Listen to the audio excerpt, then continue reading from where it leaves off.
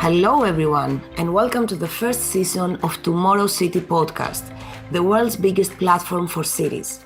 It's Areti Markopoulou speaking, and you are listening to the show that brings you ideas today for tomorrow's city life. We share with you the projects and visions for the intersection of cities and technology that are able to empower sustainability, resilience, mobility, urban design, inclusion, or artificial intelligence, among many others. Through global interviews, we bring a diverse set of opinions and debates from the people that are already building the cities of tomorrow, because the challenges for tomorrow should be tackled today.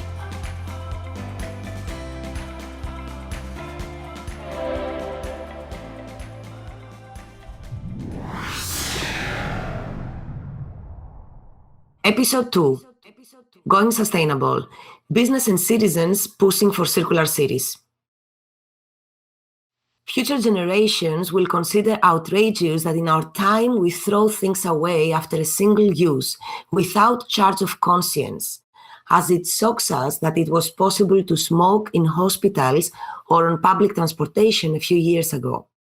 The sensitivity of public opinion shifts from one issue to another according to the information we have to measure the scope and consequences of a particular concern, though sometimes, as it is the case with waste, it was quite clear. One of those clairvoyants was the writer David Foster Wallace. His lengthy and complex novel, Infinite Jest, published in 1996, takes place in a semi-parodic future in which, driven by the most exacerbated consumerism and faced with the inability to store it in dumps, the most toxic, hazardous waste in the US is catapulted from Boston into the Great Concavity. It is a license of the novelist, a hyperbole. It could not happen in reality, could it? Currently, in our oceans, there are 5 large garbage islands, of which the best known is the Pacific one. More than 80,000 tons, twice the size of France, made up of mostly plastic, floats adrift. Hey, at least we didn't launch them from a catapult, did we? As cities generate more waste than they can manage, and dumps are a problem for our industrialized society, the West rents them away from home, in Asia, Africa, or Latin America. Just because we throw them away and close our eyes so as not to see where waste falls does not mean we get rid of it. To give 2 examples, think of the microplastics that the fish on the table have been able to swallow, or the mixture of pure air with burnt trash full of toxic metals, such as lead or chromium, that we breathe. Quoting David Foster Wallace again, the dump always returns in recursive cycles that inexorably tie together the sanctified and the polluted.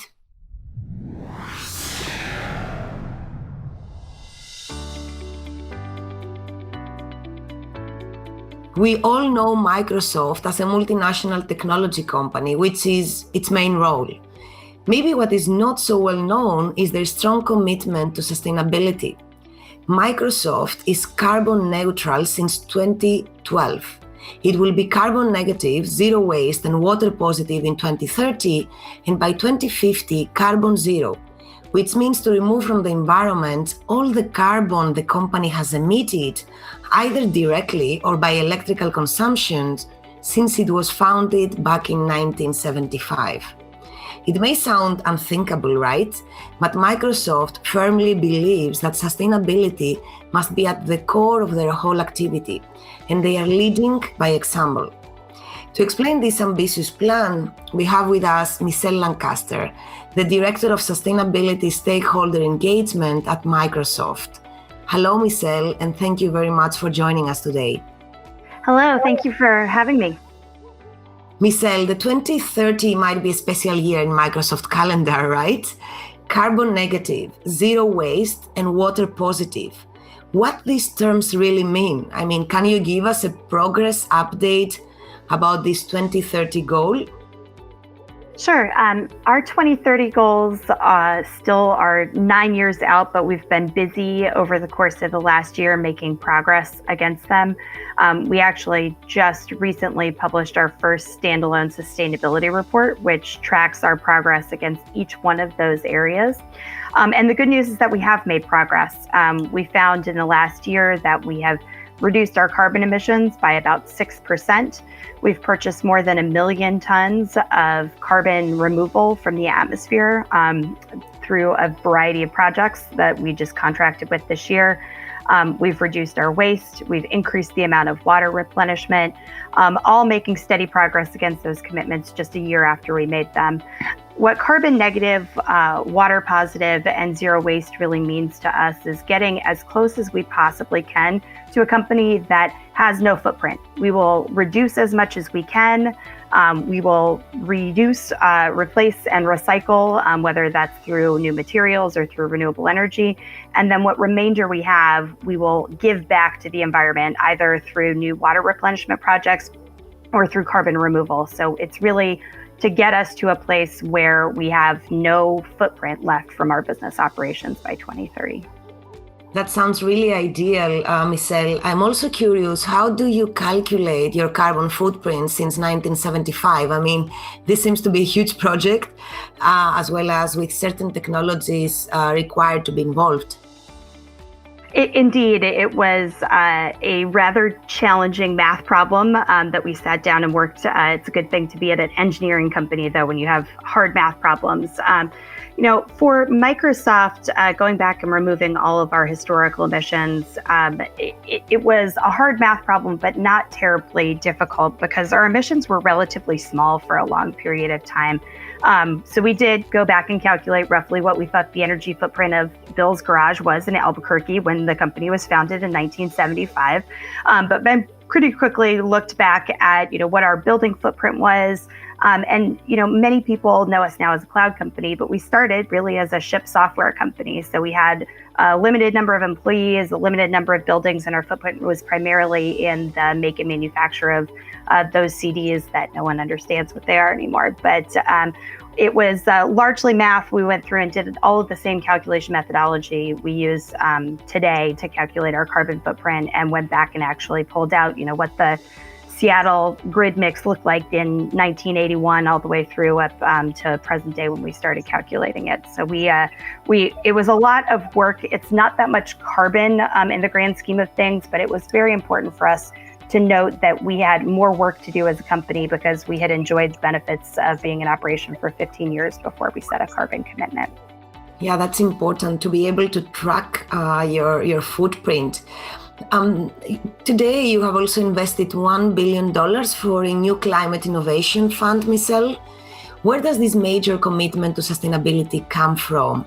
And how important or impactful is that a tech giant like Microsoft positions itself as a sustainability spearhead at a global scale? Thank you for that question. It really comes from the top. And I think that's the answer to both questions, is that at a company like Microsoft, the commitment really stemmed from our CEO, our CFO, and the president of the company. When we announced our commitment to be carbon negative last year, all three of them stood on stage together. And it was our CFO, Amy Hood, that announced that $1 billion innovation fund.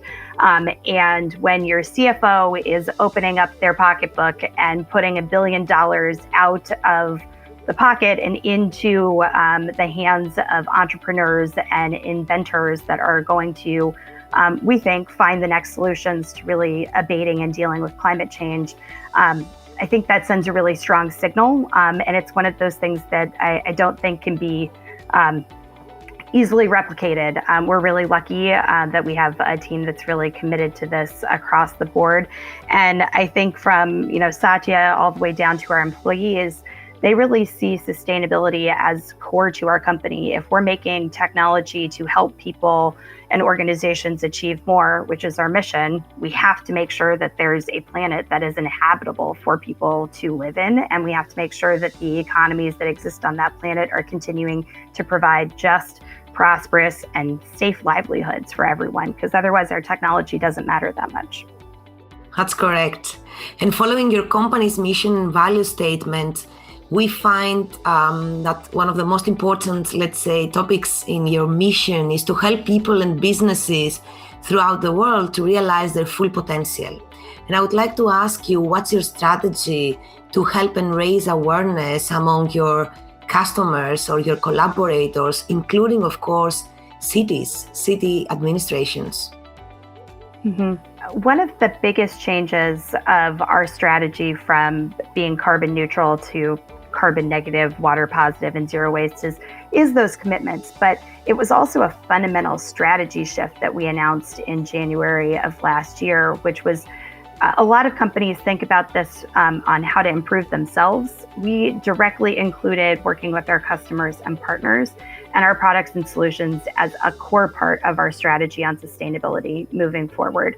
As Satya said before, if Microsoft is perfectly green and we haven't moved the rest of the world, then we really haven't accomplished our goals. We know that Microsoft is somewhere around 16 million metric tons of carbon. We are literally a drop in the bucket when it comes to buildings, which we know in the US represent 40% of greenhouse gas emissions. We know that electricity around the world is something like 70% of emissions. And we know that cities play a big and growing role in handling emissions, both growing as cities grow and then also addressing them as they grow. So for us, it's really imperative that we improve ourselves, but we use that learning and the technologies that we're improving and creating for ourselves and bring them out into the world, because we know the bulk of the emissions happen outside of our Redmond campus, and we really want to make sure that we're making a difference there and not just within our own four walls. And what about your employees, Michelle? How do you convey this commitment to the huge Microsoft team? How do you advance together with all your colleagues towards a clean, zero waste work environment? I think one of those other pieces that we announced in January was really, there's a graphic that we often show, and employees are right in the middle of that strategy. And that's very intentional. Our employees are the ones that devise our strategies, make our products, have conversations with customers. And they're increasingly the ones that are pushing us to go harder, to do better, and really holding us accountable. We have engaged our employee group, our worldwide sustainability community, which is about 4,000 employees who take this on as a side project. They have really been instrumental in running our global hackathons over the past couple of years that we have hacked on sustainability now with 140 organizations at last year's hackathon. They are the ones that come to us every day with a new idea, whether it's around how to better measure our carbon in our performance of our cloud services. Right before I got on with you, I got an email that said I really want to go in and figure out what our AI training load is and carbon emissions. And so they are really pushing us, but also the ones that are doing a lot of the innovation work inside. And so we're really trying to make sure that they are part of the strategy. We have often said that we have a relatively small sustainability team, but we have a very big sustainability workforce because we believe that it is important and part of every employee's job to work on this, just as we think it's part of every employee's job to work on diversity and inclusion, on accessibility, and on ongoing innovation at the company. Thank you very much, Michelle. We're really looking forward following the updates of your projects, as well as your footprint tracking and measurement. I wish you good luck with your sustainability workforce and team. And I hope that this could be setting an example for other companies and institutions. Thank you very much.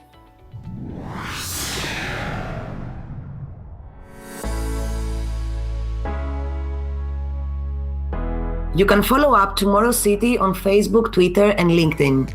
Listen to our show in your favorite podcast platform and discover much more content about cities and urban innovation at the webpage tomorrow.city. Your voice matters. And here comes the question of this episode. How much an environmental committed citizen are you?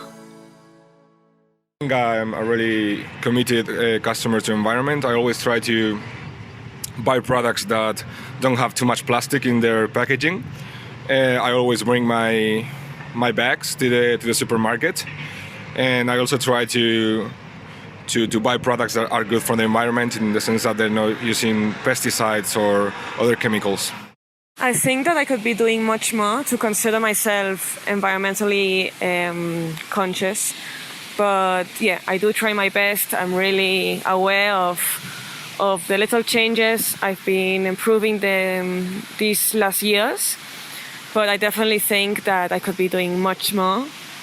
Although I find it quite difficult in the society and the environment I live in. I buy produce from local farmers instead of supermarkets. So I shop at the street market, where I buy seasonal fruits and vegetables picked only hours ago. The produce is extra fresh, and I know I'm supporting my neighbors, saving energy and carbon emissions as I do so.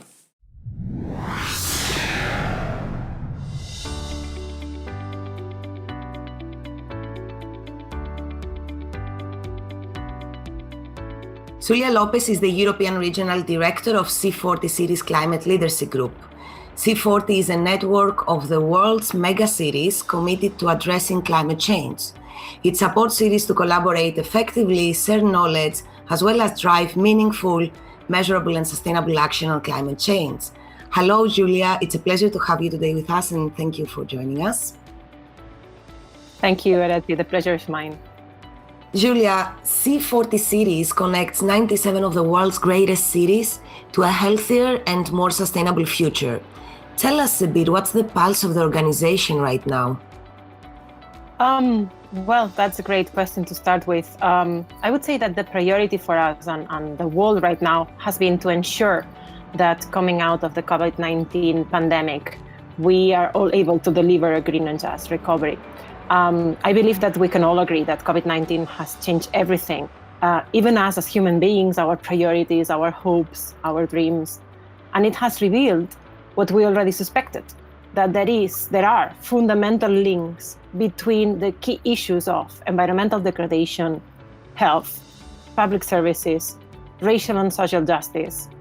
Therefore, for us, recovering in a sustainable way is the only way to avoid the future crisis and to avert the catastrophic climate change that we are seeing nowadays.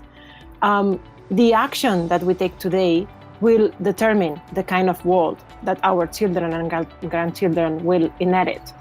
And I think that there is a lot to be hopeful about. At the time that we are talking, the United States have recently rejoined the Paris Agreement. And this means that they will support this global aspiration of keeping global warming under 1.5 degrees Celsius. China as well has announced its decision to limit emissions, and the European Union has launched its own Green Deal. And more importantly, it has linked the recovery plan, its recovery plan for Europe, to the achievement of the most ambitious climate goals. So, as I said, there is a lot of work to be done, but also there is a lot to be hopeful about. So do you see this health crisis as a kind of a way to bring cities closer together and work side by side, learning one from each other? Of course, this is what C40 is doing, and this is why C40 was created back in 2005. It's been more than 15 years that we've been bringing cities together and mayors together at the table to discuss key issues. You're talking about the health crisis, but I think that we need to agree that we are living in a world with more than one crisis. There is a climate crisis, there is the COVID-19 pandemic, health crisis, as you have just mentioned, but also a social and economic crisis. We need to tackle all of this together. That is definitely correct. According to C40, almost 97% of cities, of the C40 cities, report already feeling the effects of climate change, and nearly all are at risk. Do you see that all cities suffer the climate change effects equally? Or do you think that there are some cities and regions that they are more vulnerable, let's say, than others? That's a very good question and very relevant nowadays. We know that climate change is unfair. Those who have contributed the least to global greenhouse gas emissions are the most vulnerable to its impacts. Climate change is not only about tackling greenhouse gas emissions, but it is also a matter of social, economic, environmental, and racial justice. Therefore, we believe that we must focus our attention on addressing these inequalities, not just the inequalities caused by the climate crisis, but the inequalities on the structural part of our societies that are embedded in our economies and as I said, in our day-to-day, in our daily life. I want to talk about some of the work that we are doing at C40 Cities. COVID-19 has disrupted everyone's agendas, our agendas, my agendas, your agendas, and the mayor's agendas. And I believe that COVID-19 has helped put more pressure on the issues that were already a priority for many of our politicians, but also a priority for us at C40 before the pandemic. And I would like to make a special mention on science. Science already told us what to do, and COVID-19 has shown us the way to do it. As you were asking me before about the health crisis, now we clearly understand that we need to address all these crises in once, with a common focus to create strong, fair economies that serve everyone, cutting greenhouse gas emissions quickly enough to limit this global heating to 1.5 degrees, as I was mentioning, are all the same thing, and none are possible without the others.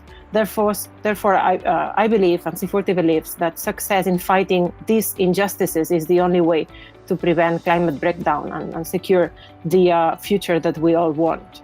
And I would like to make a special mention on the work that mayors have been doing. After the COVID-19 outbreak early last year in 2020, mayors quickly started working together to figure out how to deal together with the brutal effects of this virus, the effects that are likely to be felt for years to come. At C40, we launched a mayoral task force with a group of mayors that wanted to work on a collaborative way on how to rebuild our societies and economies in a way that improves public health, reduces inequality, and also address the climate crisis. So this idea of tackling all the crises together in the same way. These mayors clearly saw that the harm of the COVID-19 was not being equitable, and their ambition should not be returned to normal. What is normal? Living without nature limits was not normal. On the contrary, these mayors wanted to work together to build the principles of a more just, sustainable, and resilient society out of the pandemic. And one of the results of this task force last year was a mayor's agenda, the mayor's agenda for a green and just recovery that will guide the work that we do at C40 in the years to come. This task force is now concluded, but the work continues, and working together is the only way to achieve the principles of a green and just recovery. I also wanted to make a special mention to a movement that we have recently launched at C40, and it's called the Global Green New Deal, led by the world's greatest cities. It is a campaign meant to create momentum and bring together a broad coalition of political leaders. But not only, we are also calling for investors, businesses, labor unions, young people, civil society, and communities. Those communities particularly and disproportionately impacted by the climate crisis and poverty, to protect altogether our communities, our way of living, and our ecosystems from climate change. Also to secure a just transition away from fossil fuels and build equitable and sustainable economies. An example of an initiative of cities inspiring one another to be ambitious about their climate commitments is the Cities Race to Zero campaign, promoted by the United Nations, and where C40 has joined as partner. The chair of our organization at C40 Cities, Mayor Eric Garcetti from Los Angeles, launched together this Cities Race to Zero together with other partners. The objective is, in the time from now until the next COP26 at the end of 2021 in Glasgow, to get more than 1,000 cities around the world to sign on a green and just recovery ahead of the COP26, as I was saying. So yes, sharing is key, working together is key, and it's an integral part of what we do. These are great initiatives that you're sharing with us, Julia, and it also makes me think about cities compared to national governments. Do you think that the cities can respond more rapidly and effectively to the sustainability and environmental challenges that the planet faces in comparison to national governments? I would say so, yes. Of course, cities are in the best position to be aware of and act on ecological aspects of the daily life of their citizens. And in many cases, they have even the powers to do so on renewables, transportation, buildings, green spaces, waste management are all areas that in many cases are a direct responsibility of mayors. And municipal action can bring about effective and fast positive change.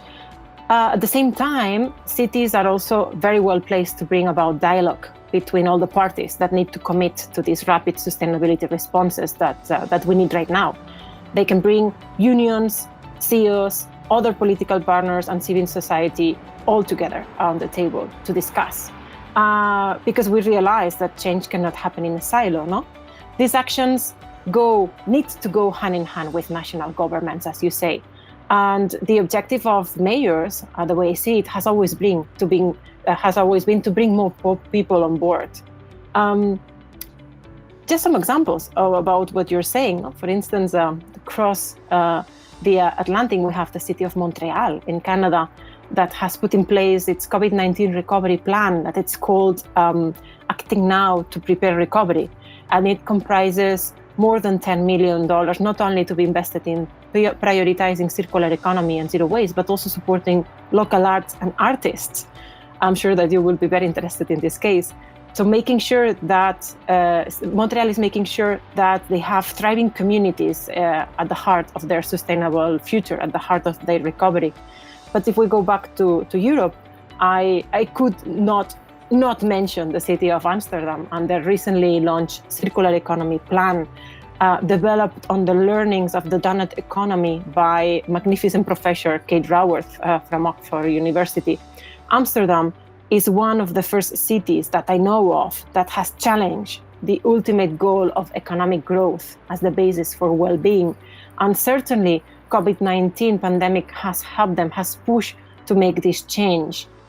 As I heard Mrs. Raworth saying many times, in the 21st century, we cannot continue seeing humanity separated from the web of life and environmental issues, relegated to merely economic externalities. For me, her donuts economy establishes clear limits, the so-called planetary boundaries. And these limits, if crossed, can threaten humans' ability to survive. Therefore, using and elevating these examples from cities is key, not only in the work that we do at C40 Cities, but also learning from these successes is also key for other mayors worldwide. Definitely. And in order to achieve these goals, we also need to somehow promote good environmental practices among citizens. We need to change mindsets and habits, as well as businesses. No, the business as usual cannot continue in many aspects of their operation. So from your experience, how are local authorities promote such good environmental practices among citizens and businesses? What you are saying is completely essential. City and business collaboration is key to accelerate climate action at the pace and scale that we need to avoid this catastrophic environmental failure that we were talking about before. For instance, a city cannot simply retrofit its building stock without addressing the commercial and private sector first. Similarly, a city transitioning its municipal vehicle fleet will have a limited effect without corporate fleets also making the shift, or even without help installing electric vehicle charging stations. These are just some examples of how city and business collaboration is key. The partnerships between cities and businesses have huge potential to reduce emissions on a greater scale than the city could manage alone. Therefore, by maximizing the assets of each actor and implementing the ambitious coordinated local action needed to secure a climate-safe future, this is key, as I was saying. Some cities are further advanced on establishing city business collaboration channels while some others need a little bit more guidance. To provide this guidance, at C40, we have partnered with stakeholders that know very well how to establish this city business collaboration, like, for instance, the CDP, the Carbon Disclosure Project, or the World Business Council for Sustainable Development. And we have together launched a tool that we call the CBCA, CBCA standing for City Business Climate Alliance. It's all about developing the pre-existing structures and partnerships that cities already have, but in a sustainable manner. We don't have really a one-size-fits-all approach. The CBCA is a two-tier network, and we work both locally to push forward the networks of cities and businesses in the city, but also at the second level to connect these local networks globally. And I think that this is key in the world that we live nowadays. But this model is not new at all. It builds on successful experiences from many other cities. For example, in London, they have the well-established London Business Climate Leaders that the Mayor of London promoted to work together with leading companies to take action on clean energy, sustainable buildings, clean transport, etc. The city of Stockholm also has its Climate Pact, another well-established and long-standing initiative. And also the city of Barcelona that hosts the Smart City Expo is closely working with more than 800 entities through the well-established Barcelona Més Sostenible, the Barcelona More Sustainable Network. I could talk about many more, of course, if you want more examples. Thank you, Julia. I think that, difficult, challenging, but also fundamental work that you are doing from C40. I want to thank you for your contribution and and sharing your valuable vision with us. Keep up the good work, and thank you for joining us. Thank you, Reti. My pleasure.